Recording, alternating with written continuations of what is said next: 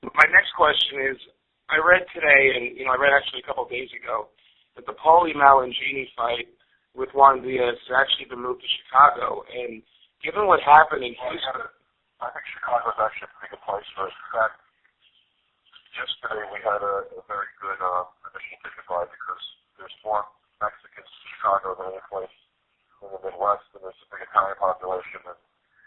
And the venue that is occurring, the University of Illinois at Chicago, is right in Little Italy.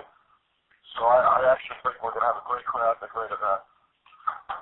Oh, that sounds great. I mean, you're right. It's indigenous to both of their backgrounds, and that sounds like a great promotion. Also, there's a great commission in Illinois.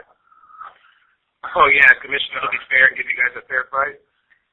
There's very no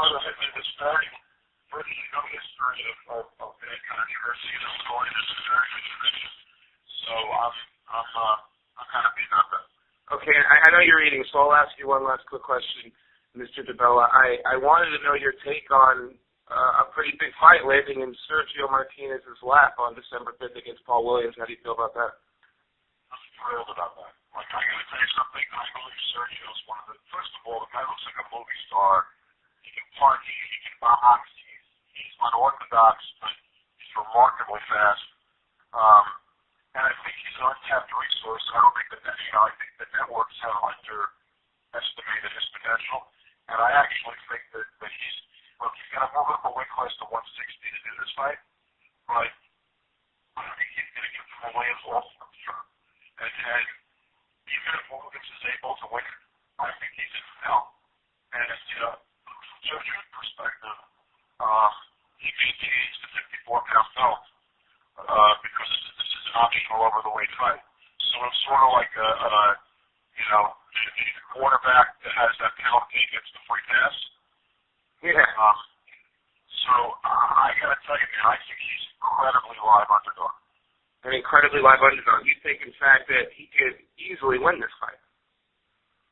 Yeah, I think it is so much more difficult. Let me tell you something. I told, Paul's people before they made the Pavlik fight that I thought the Pavlik fight was a beautiful matchup for him. That he was going to, that style-wise, I didn't think Pavlik could beat him.